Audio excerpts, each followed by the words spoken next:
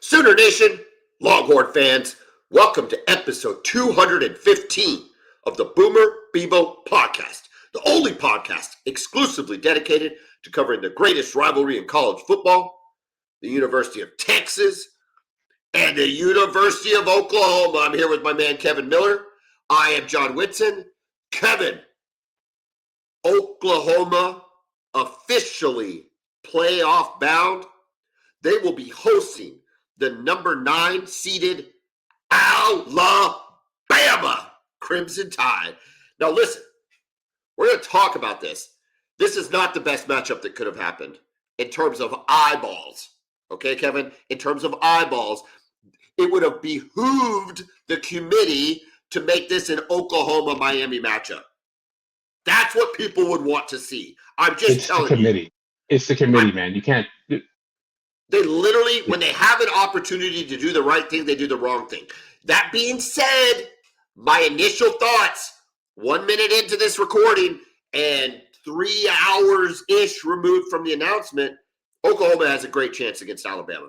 They have a great chance against Alabama. I guess Alabama's already favored like 1.5.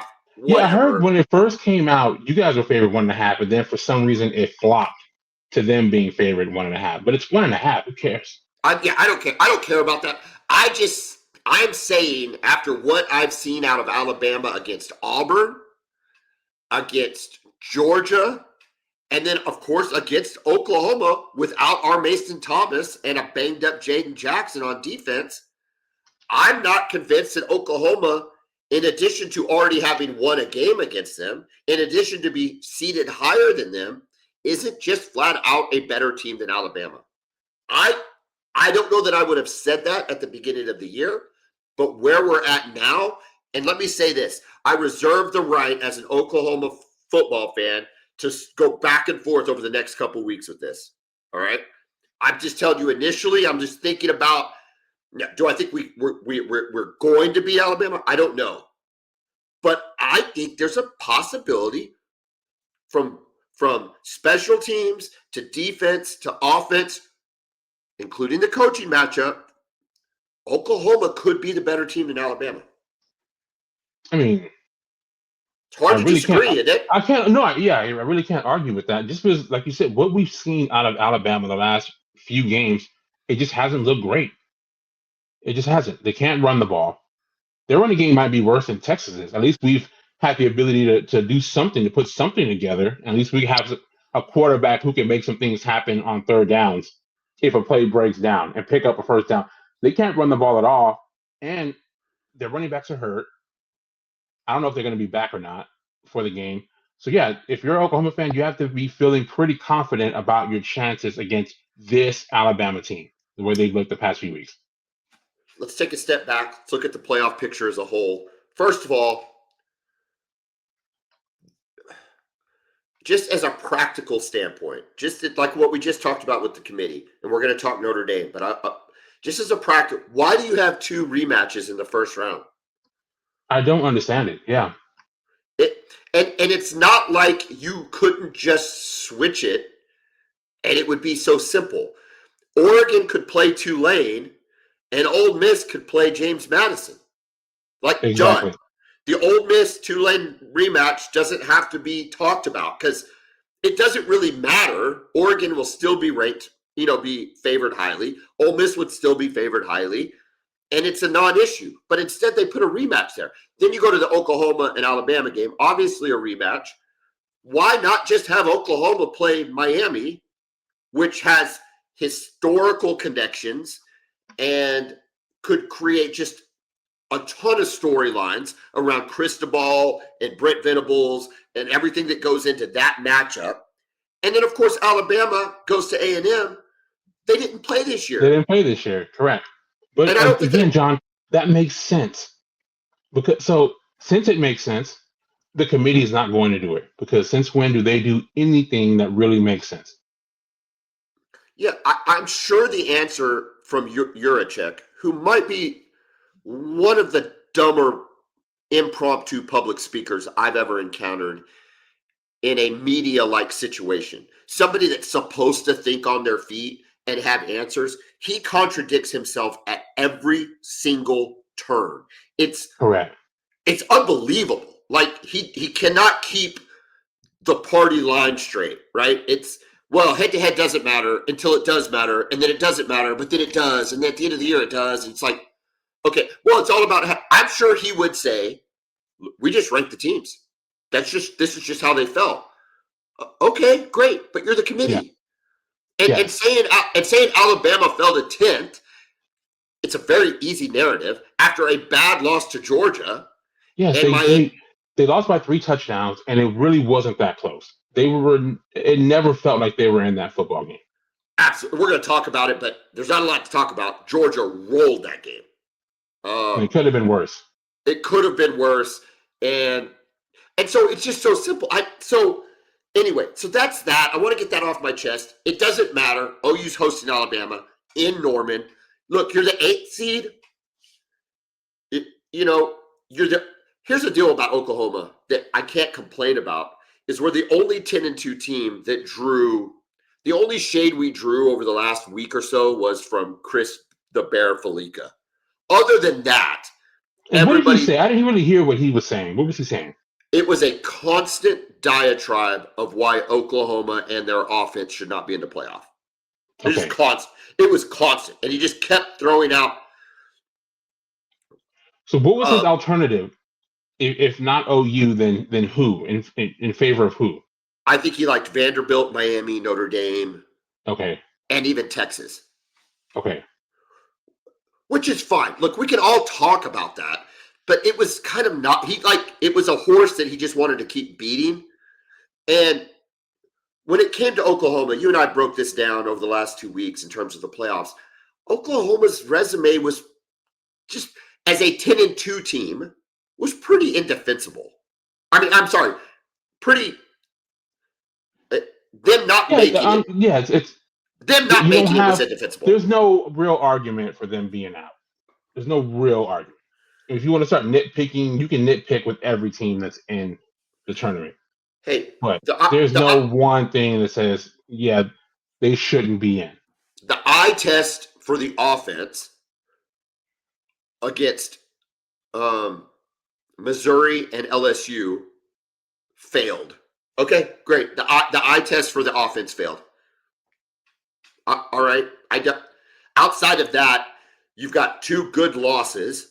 You've got 3 good wins, including a ranked win against Michigan, Alabama, and Tennessee. I don't know if Tennessee's still ranked.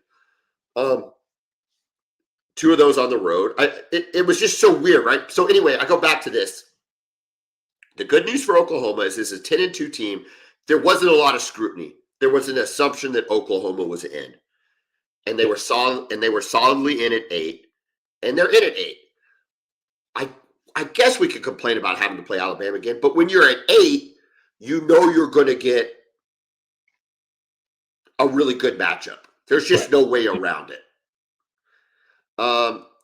Hey, real quick, the other side of the coin is A&M and Miami have played like the last 2 years. They have. Whatever. Again, what? It's just. It's the committee, man. I mean, you know, they're so bad, John. It's crazy. And obviously, I sound like a bitter Texas fan, which I am. You can be bitter. But it's more to it than that. It's their whole process.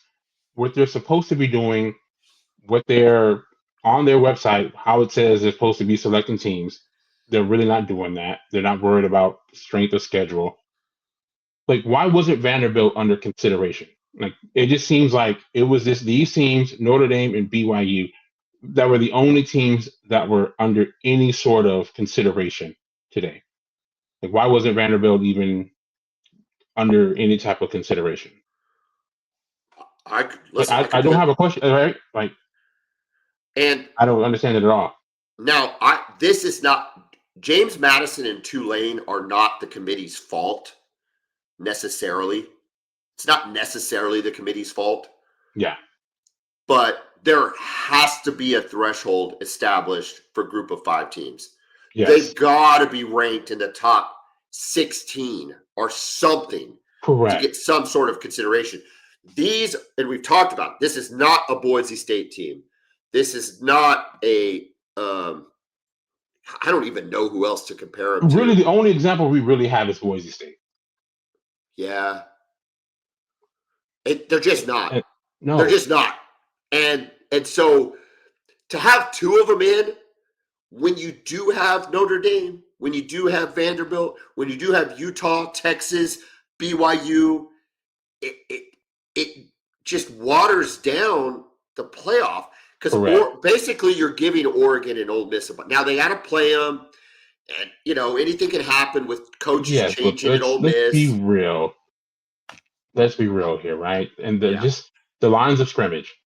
I just can't imagine James Madison having any success against Oregon in the trenches. They might have some skill guys that can make some plays, but we know how these games are won and lost.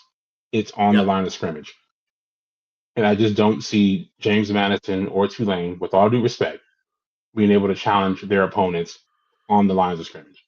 Especially when we've already seen Ole Miss play Tulane this year. What was it, 45-10?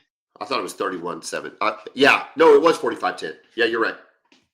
Yeah. So when you have Tulane and James Madison, just like, sheesh, and again, I guess what we have to figure out is, what is the goal here?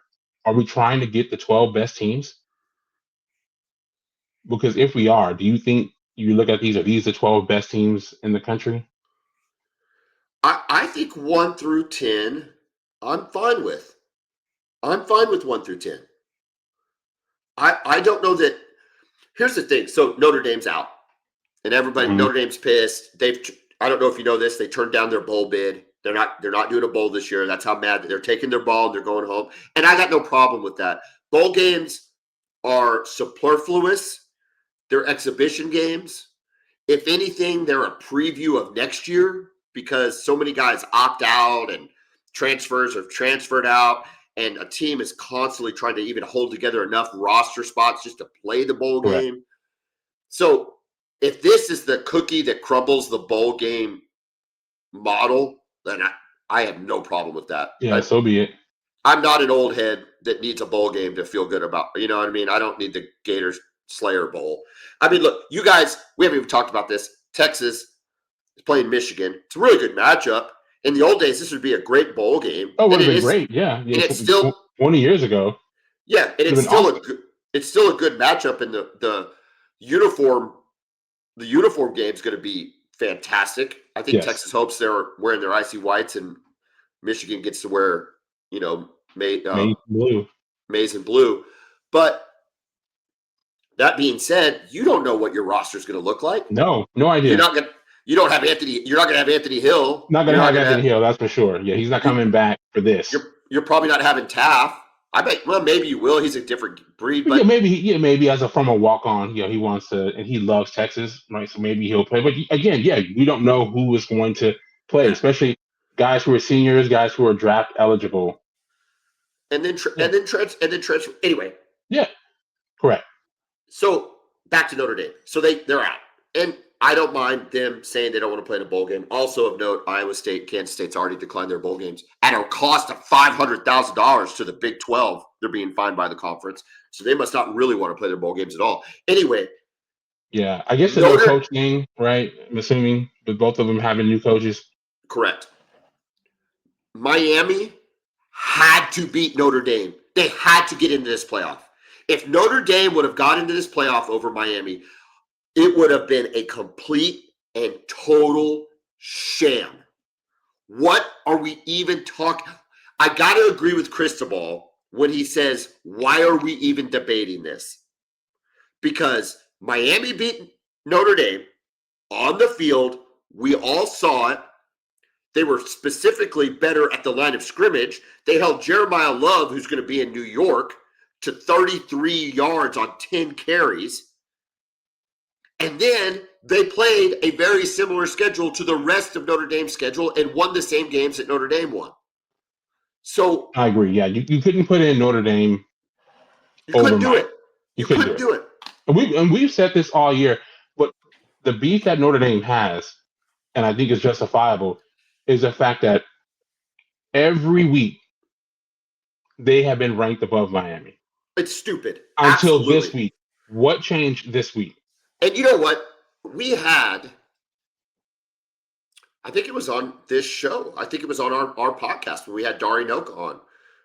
If you're out there and you're listening for one of the first times, check out our Dari Noka episode. Really, really good. Well, he breaks down this Notre Dame, and I love Dari. First of all, dude's awesome, and he was awesome on the show.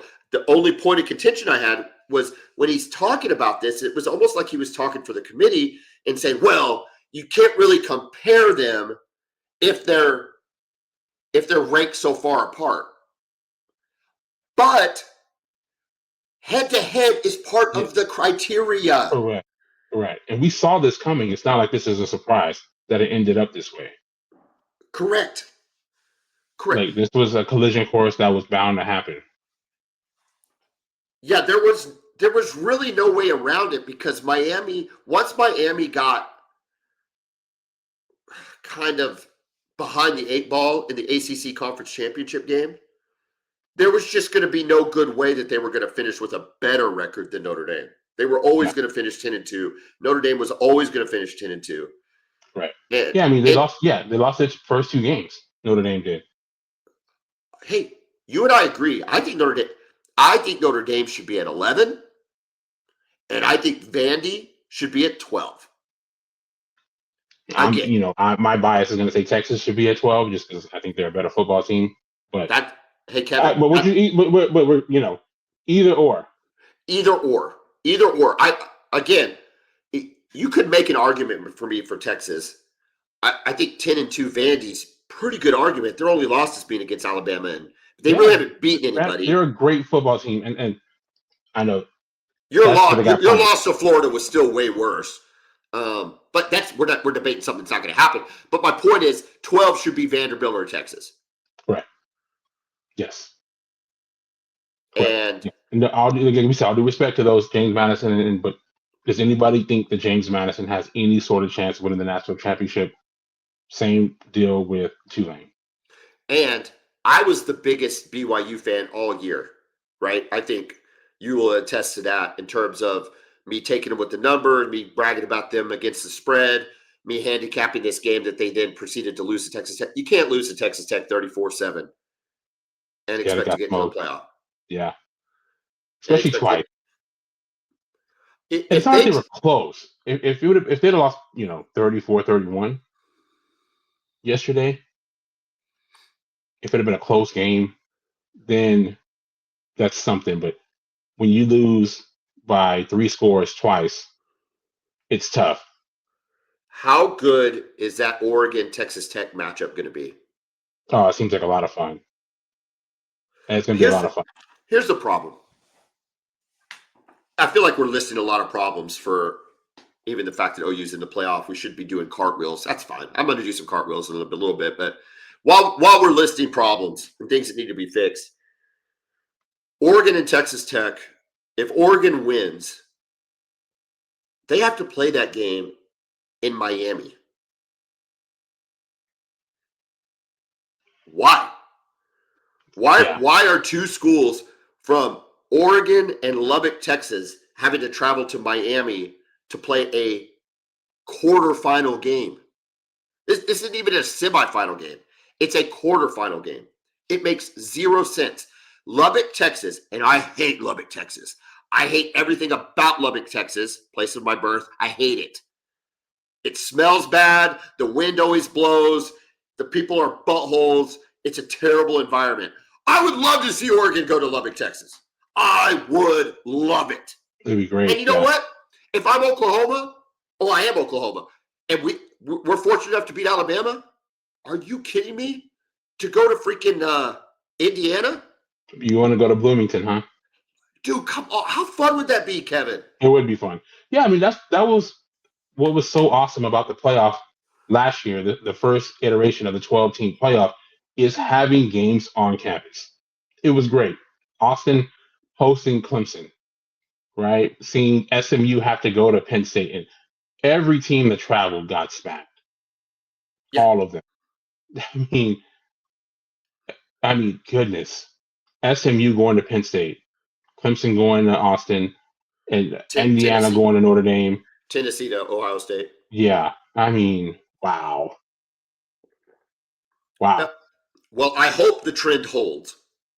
And I do think Oklahoma has we'll preview this game ad nauseum, but I think Oklahoma has a really good chance.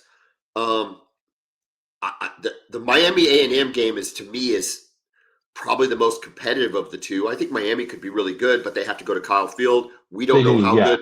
I still think even A&M at 7, we're still not sure how good A&M is. We still don't know.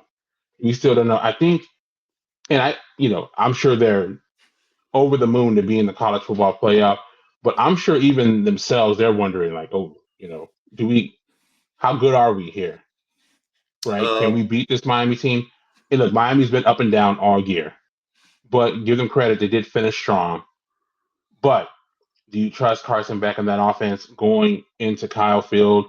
Can they establish a running game? Because you can't run on A&M. Texas showed that. So yeah, they're all fascinating, but this one's very fascinating for me. Okay, a little bit about Texas, and then we'll just talk about the games that happened yesterday. Do you think there was any consideration of Texas turning down a bowl bid, a la Notre Dame? I haven't heard anything about that. I haven't heard anything about it. They quickly, and we heard all week, if they weren't going to get in, they were probably going to be in the Citrus Bowl against Michigan. So I didn't hear anything about them. I think they have pretty much accepted just the fact that they were not even in the discussion today. And when you watch any coverage on ESPN, there was just zero mention of Texas at all throughout the week. You kept hearing about BYU, you kept hearing about Miami, and you kept hearing about Notre Dame, and hard stop. No Texas, no Vanderbilt, no Utah, just a complete hard stop after BYU, Miami, and Notre Dame. So I think they already pretty much knew that this was going to be the outcome. Look, I do not think the answer is expanding the playoff field. Neither do I.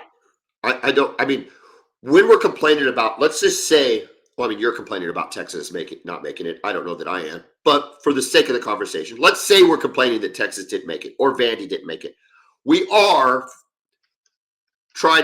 basically saying the 11th best team didn't make it. Correct. That's okay. That's a fun conversation. It's also not the biggest screw job. This is not Florida State in 2023. No. Right? No, so, it is. It's okay. No, it's just, I guess the biggest thing for me is with this committee, based on what their criteria is, and the first thing listed there is strength of schedule, right? Strength of record. Yep, both. Yeah, yep.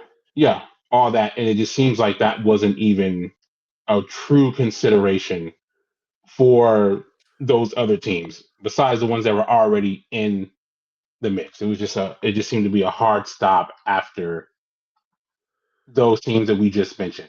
And I'm mentioning like Vanderbilt. When you look at these, the resumes, strength of record, strength of schedule. Texas ranked 8th with the strength of schedule. The only other team in the playoff mix, Alabama, it's at 6, Oklahoma at 12. Then you go down the line, Georgia at 15, 16 for A&M, 17 for Oregon, BYU at 22, 24 for Vanderbilt. So like I said, there's some analytical stuff that's pretty good for these other teams that weren't considered. Like Vanderbilt's strength of record was 11. But it's like they weren't even in the discussion at all. Look, I agree. I told you last time, I think they should do the BCS. I think it should be 2/3 computers with a little bit of check by some eye test type situations. But I would rather just run an algorithm and tell us who the best 12 teams are, and let's stop trying. This is big time college football. Let's stop trying to make Tulane and JMU happen. Correct. Yeah. Well, I don't think those teams go into the year expecting to compete for a national championship. And look, if they go 12-0 and they beat somebody really good along the way and they slip in at 12, I'm all for it. That's not the issue. It's not. Right.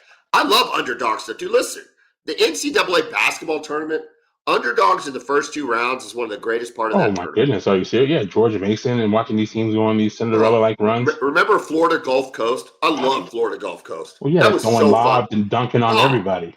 dude, I loved it. Never forget it. I don't need that in the college football playoff. No, not I at don't all. need it. I don't James Madison, 123rd strength of schedule. Look, dude, we want big boys. There's a reason there are blue bloods in college football. It's because that's who people want to see play college football. Correct. Sorry. So I just don't know what. Anyway, all right. Let's talk about the games real quick. Just really quickly. Tulane. I had Tulane covering. They did not. I had North Texas covering. They did not. Tulane handled business, got in 34-21. James Madison over Troy. Troy did not cover. That's another loss for me. 31-14. The game of the day was Indiana-Ohio State. Yeah, it was great, man. It was fantastic. 13-10. A lot of action in that 13-10 game. This wasn't kind of a dud of a game. Yeah, it wasn't 3 yards in a cloud of dust with every team just punting back and forth. No. There was stuff happening. If you're the Ohio State kicker, are you in the transfer portal? Oh man, and it's a chip shot, right? Center hash, just everything you would want as a kicker, and he just hooked it, man. Yeah, it's a big time miss there. Kind of reminded me of Bert Auburn last year for Texas in that SEC championship game against Georgia. Everything is set up for you, and you just missed it, man. Yeah. But man, what I can't get past is how well coached Indiana is. They just don't make mental mistakes. It was crazy, man. They're not doing things like a bunch of false starts and they just do all the little things, and their guys just made big plays. They're throwing these goal balls, one-on-one coverage, and the guys are just going up and catching the football in these high pressure moments. I was just really impressed by that. They're not the most talented team when you compare to Ohio State. They're the most talented team in the country, but they just kept fighting. And like I said, they're so well coached, they're well disciplined, and they just got it done. And I think it's one of the biggest moments we've seen in recent college football history. With Indiana winning the Big Ten, it's Indiana, John. My 2 takeaways from Indiana winning is that Fernando Mendoza is one big dork, and I love it. And I love it. It's very lovable. And he's flipping awesome, Kevin. Flipping, all right, flipping awesome, yeah. Flipping awesome. But what a dork! Smile, dude. That smile couldn't have been bigger, dude. Ear to ear. I loved every second of that. Okay, that's number one. And he made some big time throws. The throw on third down to end the game. That was a big time throw. That was a big time throw. Okay, that's number one. Number 2, Curt Cignetti is a cold stone killer. Okay, big time. He wins the biggest game in his career, and he came from James Madison, right? Okay, James Madison. It's not like he's been there before. This isn't Nick Saban, all right? This is Curt Cignetti, who's never been in a situation like this, coaching a school that's never been in a situation like this, against a school that is as blue as any blue blood in the history of the term blue blood. And they win that game, and he walks stone cold across the field and shakes Ryan Day's hand and walks on.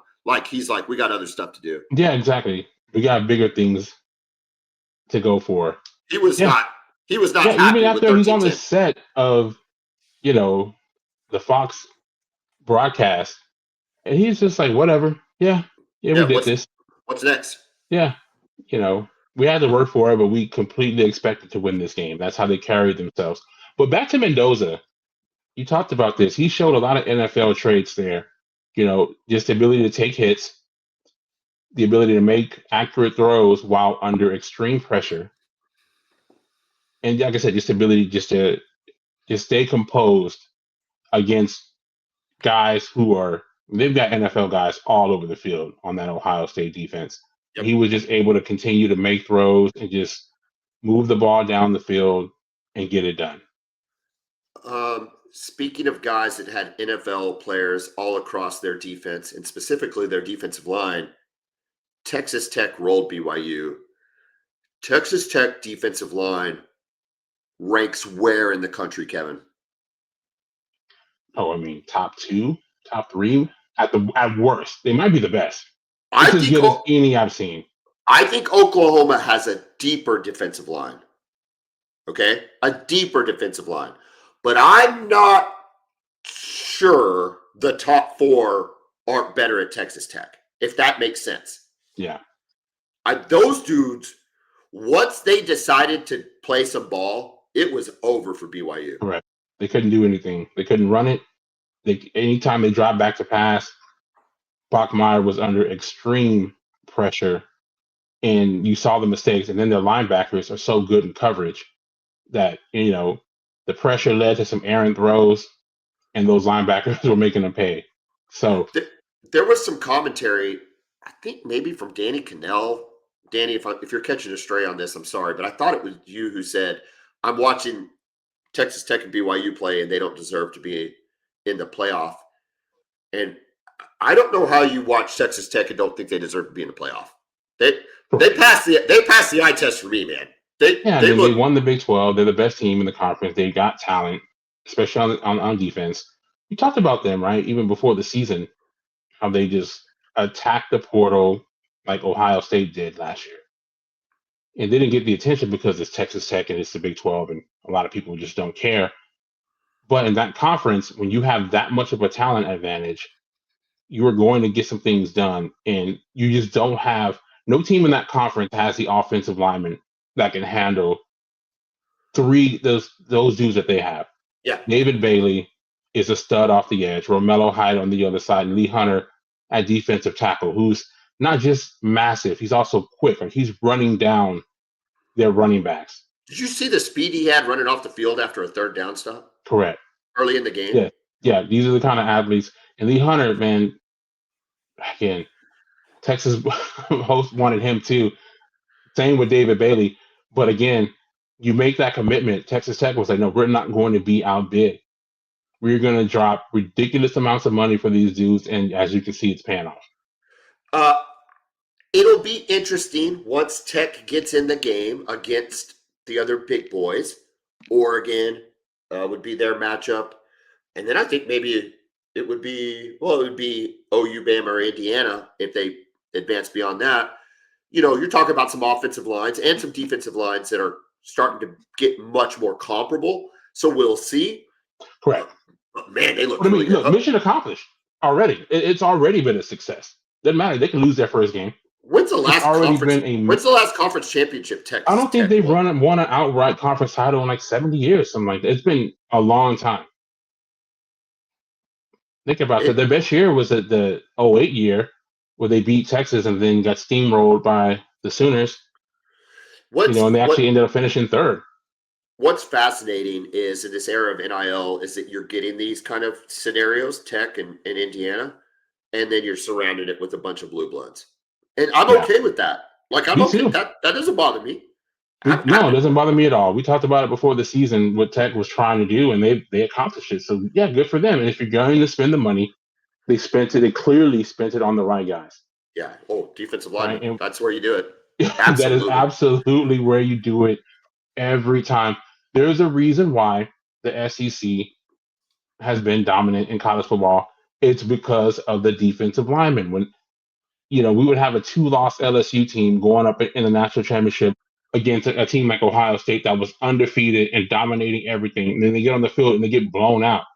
And they get blown out because their offensive line had never seen anything like the guys that Florida had, right? Yeah. Jarvis Moss and Derek Harvey and those guys. The LSU with Glenn Dorsey and Tyson Jackson. The Big Ten did not have anybody like that. So these offensive linemen, as good as they were, they had good offensive line. They just had not seen that combination of size and athleticism. It's different. Now, with college football being more national, we're seeing other schools being able to get those type of guys, especially with the NIL stuff. And that's why we're not seeing the real dominant teams overall, because the talent is more spread out. But yeah, those defensive linemen, man, that's the way to win a title. That's for sure. Absolutely. And you're seeing it in Norman right now with Oklahoma. That's why your team is so good, because you have David Stone and Grayson Halton and R. Mason Thomas and Jaden Jackson. That's why you're in the playoff. That's why. Yeah. Yep. BYU, you had a good run, and the analytics and the metrics might make an argument for you, but you can't lose like that. You just can't get beat 34-7. And you could say the same thing about Alabama. And look, if they would have left Notre Dame, or if they'd have left Alabama out for Notre Dame, I don't know that I'm losing my mind over that, because it Me just neither. didn't look good, and I'm not sure I wanted to see that again. So if you're BYU and you're like, why didn't they do it to Bama? I think that's an okay question. But It's a very fair question. But in terms of why they did it to you, because you lost to Texas Tech twice, I just don't want to see it again.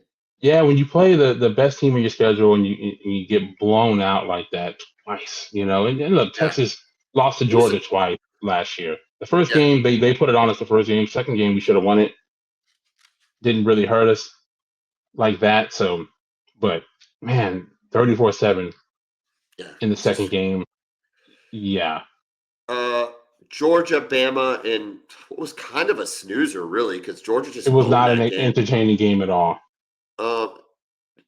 Georgia just looked good. Bama looked bad. They offensively, Ty Simpson has not been able to do Ty Simpson team things. And it's interesting, Kevin, largely since they've played Oklahoma.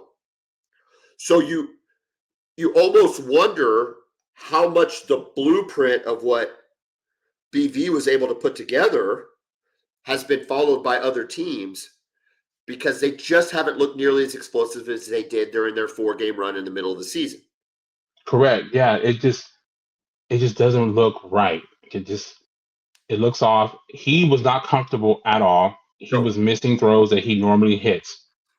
Right. And then again, right, Georgia, similar to how OU plays defense with the disguising their coverages. He just wasn't comfortable. And the receivers, Jeremy Bernard's a good player. Ryan Williams, we know he's uber talented, but man, he does not catch the ball well. He had that one play for a touchdown. He dropped it. He just flat out dropped the ball. Herbstreit called him out for it. Yeah. Like Herbstreit said, he said he's not a natural pass catcher, and he really isn't. Even last year, his outstanding freshman year, he would struggle with that. And for me, I'm hoping it's something that he can improve on. And I almost wonder, though, is he a guy who's going to end up maybe hitting the portal after the season, just trying to get a fresh start? Just this year just has not been great for him. And it's a new system. It hasn't looked right, though. No. It hasn't looked right for him all year. And again, their whole offense, man, like they've got a good offensive line, but man, they can't run the ball. Do they? Yeah, okay. Let me say this: they got some talented offensive linemen. They can't run the ball rushing. At all. Minus 3 yards rushing, Kevin. Yeah. And again, if you ask, if BYU's like, why didn't you leave Bam out? Maybe you should have. I look at this matchup knowing that Oklahoma was, let's just say Oklahoma was going to get Miami, Notre Dame, or Alabama. Those are the 3 you're going to get. I'm not saying we win the game. Okay, I think it's a fairly even matchup with the advantage that Oklahoma is at home.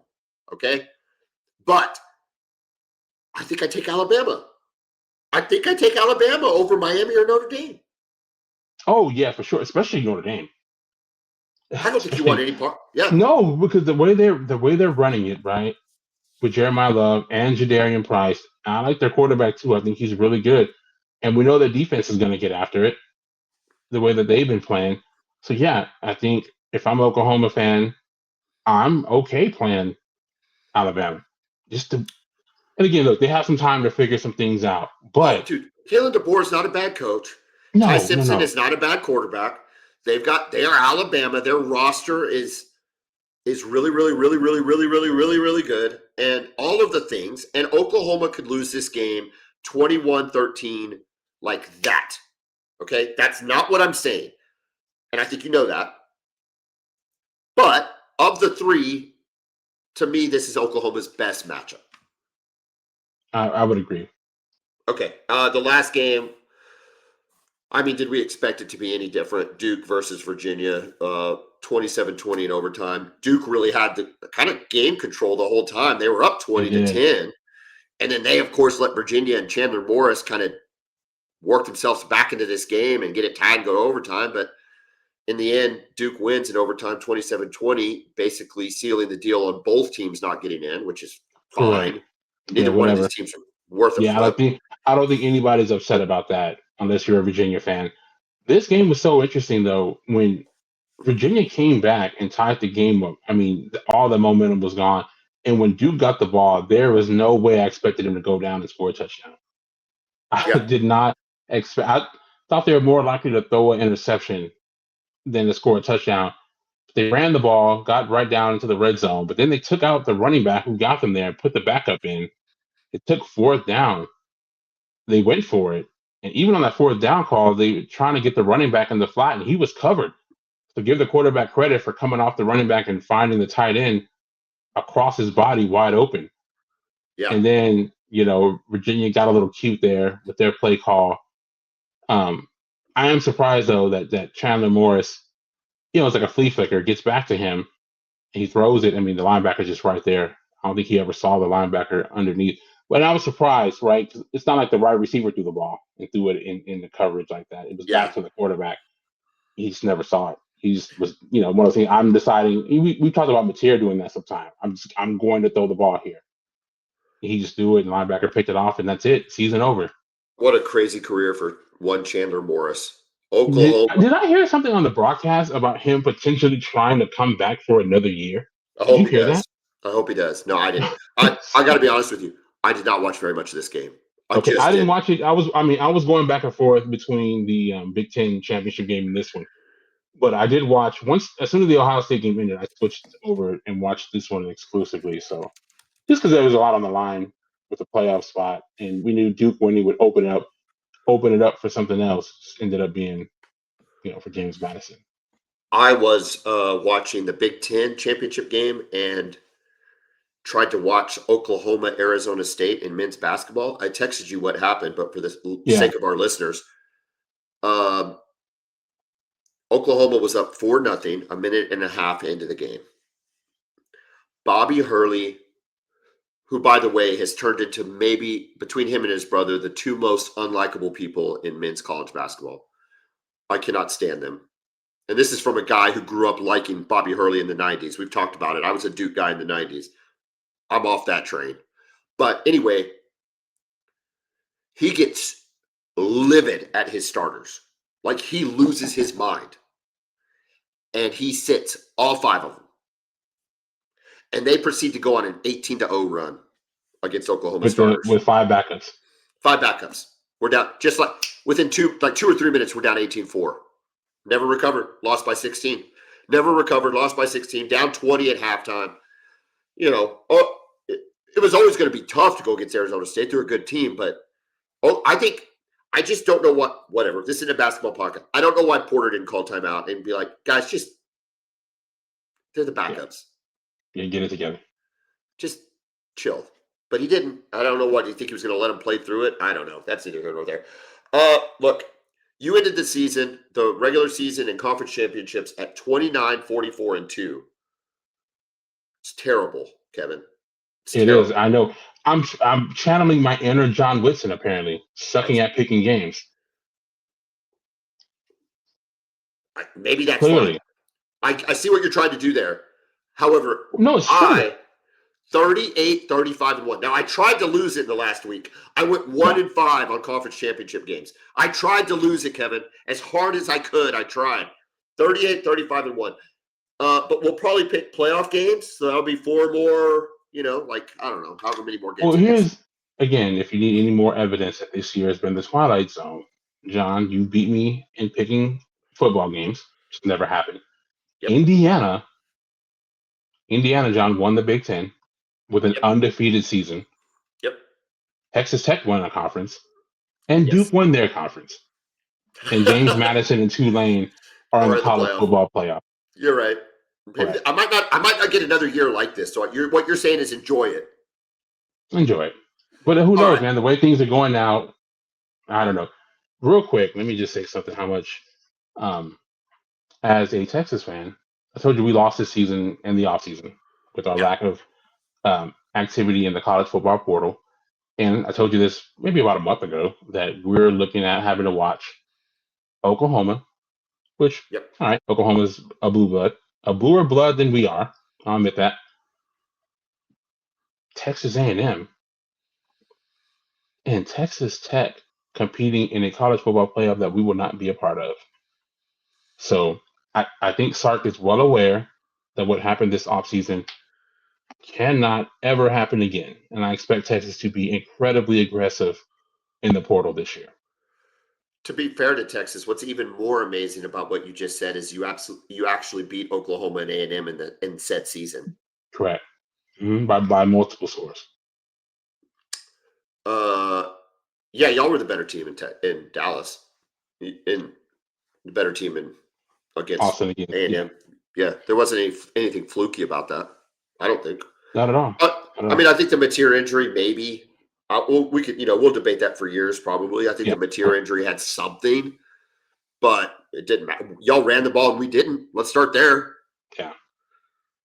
So, but hey, you guys are still playing meaningful football, and we aren't. Okay. So. On December 7th, this doesn't have to be your pick or anything like that, but what do you think OU can do in this bracket? Listen, we've said this all year long. I don't think that there's a dominant team. I think everybody has a legitimate chance to win it all. And I think you do because your defense is so good and your special teams have been so good. You've got to get more out of your offense, though. Right? You can't have a 3 turnover game. You can't have 10 points on offense and expect to be even Alabama. Right? Absolutely. I don't expect Ty Simpson to have 3 picks or 2 picks. Did he have 3 against y'all? 2 and a fumble. 2 and a fumble, right? Yeah. Ryan Williams had a fumble. I don't expect them that. That's what it was. What a massive play that was. Yeah, talking about the Ryan Williams, weird season. So you have to get more out of your offense. If you can just get solid performance out of your offense, you can beat Alabama. And then Indiana, obviously they're a great team. They're the number 1 seed in the college football playoff, and they deserve it. But they are not unbeatable. Look, they're not. Here's what I came out of that Big Ten game, and it was an enjoyable football game, and those are 2 good football teams. But if they're only going to score 13 and 10 respectively against each other, Oklahoma can play that type of football game. Yes. Now, they might be the 10, right? I'm not saying You're just saying you have a chance. I'm saying you have a chance. And with Tate Sandell, right, at kicker and all the stuff, if you get into that kind of game. If you get into the 45-yard line of the opponent, especially the 40, if you get to the 40, you feel great. 55-yard field goal, you feel great about that with him. We'll see what that means if the conditions. Ohio State the betting favorite right now to start the tournament. That's probably right, I guess. Yeah, I got no problem with that. I think they have the most talent overall, and I think they have the best team top to bottom. But they're not unbeatable. Clearly, we saw it yesterday. Same with Georgia, right? They've got a formula for winning. They've got dudes everywhere. No one's unbeatable, John. My handicap would be Georgia, Ohio State, Indiana, and probably Ole Miss. I think Ole Miss. Now, we talked about this, whether they're going to be a train wreck. The problem is they're not going to be a train wreck against Tulane. They're not. They're going to get some real momentum. They're going to play at home. They're going to beat. Imagine what that crowd's going to be like in support of the team. Yeah. It's like a united front now that Lane Kiffin is gone. And then you go play Georgia in this Sugar Bowl and you light New Orleans up with Ole Miss fans. It's a very interesting spot for Ole Miss. Now, if Ole Miss would have had to play Bama or Miami or something like that, then I think that there would be more concern about coaching staff matchups, but not in that first round matchup. And then you get any kind of momentum and Trinidad Chambliss gets kind of loose and cocky and feeling good. I don't know. You can go to run here. It could go to run. Real quick, let's talk about, you talked about coaching. This is very interesting, right, with this bracket. Let me pull it back up here. You starting with now James Madison. Isn't their coach leaving? Coach is leaving. UCLA, is that where he's going? Yeah, and the Oregon is losing both coordinators. Yeah, okay. Will Stein's gone, head coach of Kentucky. And he's gone. He's gone. He's not like he's coming back to coach. No. Like Oh, he's really? gone. Was he the Yeah, defensive or the was he he's the offensive coordinator for Oregon? for Oregon, yes. And their offense was Yeah, it was yeah. wasn't dynamic. I don't say it was dynamic. It Anyway, was go ahead. good, but yeah, but again, Okay. it's a huge loss. So we got. Right. Hold on, I'm just going to make this note here. So JMU, a new head coach. Now their head coach is still going to be there. He's still there. Losing but where's his mind at? How locked in is he? Bama and Oklahoma are going to be the only ones that I think have. Well, I don't know. We'll see. Miami and A&M might. Alabama and Oklahoma are fine, right? Coaches. You said Alabama and Oklahoma. As far as I know, yeah. I don't know. I haven't heard anything about either of their coordinators leaving. Miami and A&M. No, A&M. Colin Klein. Right. We did. Yeah. Yeah, Colin Klein, their offensive coordinator, has been named the head coach at Kansas State. I haven't heard anything definitively, but I wouldn't expect him to be coaching in the playoff. Hold on, I'm going to look that up. Go ahead.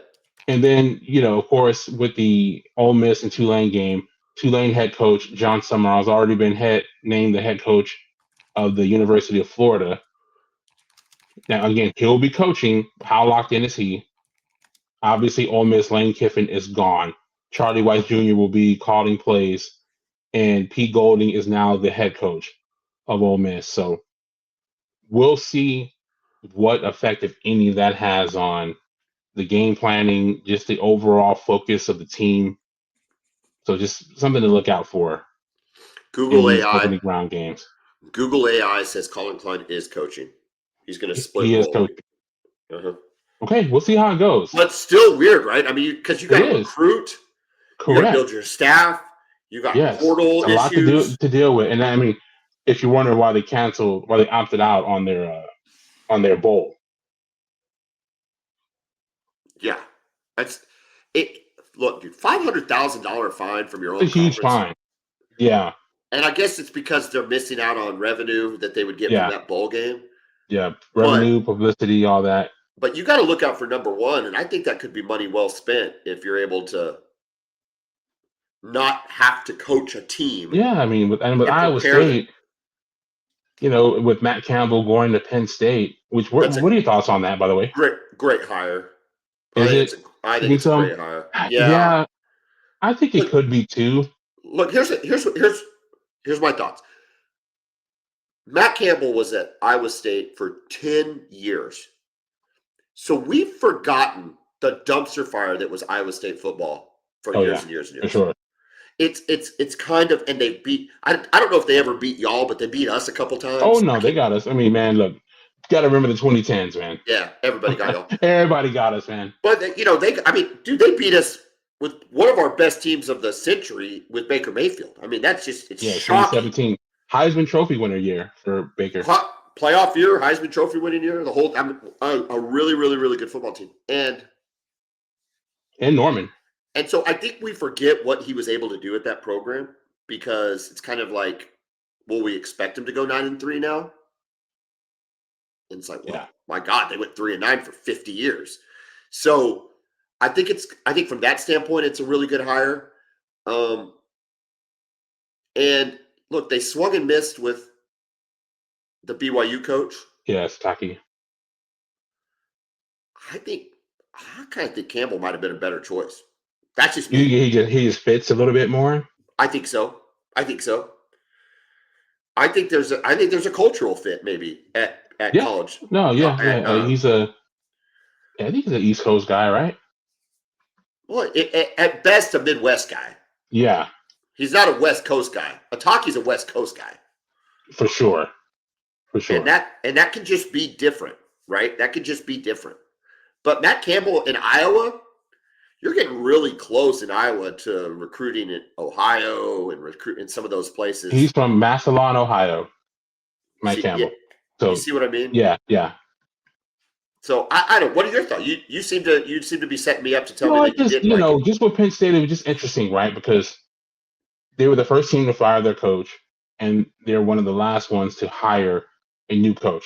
we had National Signing Day the other day, and their recruiting class was ranked like 140. I think they might have had 2 or 3 players sign.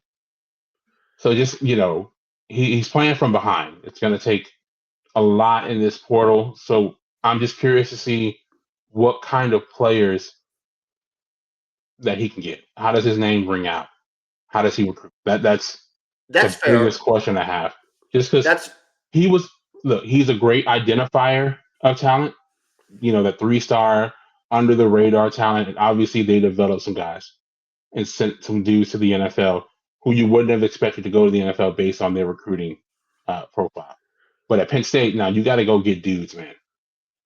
And how's he going to be able to do that? Something he's never had to do. I think they're going to open the purse strings, and he's probably going to attack the portal harder than Penn State's ever attacked the portal before. For sure. But a lot of schools are going to do that, right? I mean, that's going to be the name of the game for every school. So he is kind of going to be up against it there. I don't know. Look, I think 10 years demonstrates a level of loyalty at a program these days. I think that's like 100%, yeah. And I think, dude, go get paid. Like he. Great for him. You think he doubled it? You think he doubled his salary? I bet he probably. Did. Yeah, probably. Look, dude, Oklahoma's in the playoff. Oklahoma hosts Bama December 19th. This is where we're supposed to be. I am excited about it. I'm excited about the matchup because I think it's one that Oklahoma can take advantage of. It's just a lot of good stuff going on in the program right now. Texas just missing out. But I think, to your point, they know where they missed and can address it. I won't say easily, but they can plan to address it. They can make it happen. There's nothing structurally wrong with Texas's program outside of you needed some key players in some key spots, and you didn't have them. And they didn't have them. And it sucks because you wasted what ended up becoming a good Arch Manning year. Didn't start off well, but it ended well. Our next episode, Kevin, will be a preview of the Oklahoma Sooners versus Alabama. And then we'll follow that up, hopefully, with another preview for Oklahoma, Indiana, and then Texas and Michigan in the Cheez-It. I just wanted to say that. Cheez-It Citrus Bowl, which I can tell you're fired up about it. Have you already gone and bought some Cheez-Its? I don't know. I might have some in the pantry already, maybe. Oklahoma's been in the Cheez-It Bowl before. Yeah. Here's what I don't like. It's better than the Pop-Tart Bowl. The Pop-Tart Bowl. Like, I always like the historical bowl names. I get it's corporate stuff, it's money. The Citrus Bowl. You know what I thought about real quick? Remember when Steve Spurrier said about Phil Fulmer in Tennessee? No, what'd he say? He said you can't spell citrus without UT. Maybe think about that when Texas got named to the Citrus Bowl, because they're playing in the Sugar Bowl with Florida and winning the SEC almost every year. And Tennessee's playing in the Citrus Bowl, which was the second-rate bowl game in the SEC at that time. He's like, well, you can't spell citrus without UT. I got to tell you, I don't know why they just can't do Citrus Bowl presented by Cheez-It. Yeah. At least they call it the Cheez-It Citrus Bowl now. Because for a while, it was just, like, when y'all played there, it was just the Cheez-It Bowl. Yeah. But the Pop-Tart Bowl. It was a Chick-fil-A Bowl for a while in Atlanta. Like, no. It's the Peach Bowl. Yeah. Right? It's the Sugar Bowl, the Peach Bowl, Orange Bowl, the Rose Bowl. It can be presented by somebody, but don't just change the name of a prestigious bowl game. These bowl games got to go. We talked about that at the beginning of the show. They got to go. Kevin, look, dude, we've got some NFL football to go turn on. Baker just got beat by the Saints, which is really weird. I think he might be hurt a little bit, but that's okay. Good matchup, I think, coming up next. Oh, yeah. It's like Bears and Packers. So we'll go see if Caleb Williams has a chance to take the lead in the NFC North. So enjoy that. The next time we talk, we'll be previewing the first round of the college football playoff. Boomer! Welcome.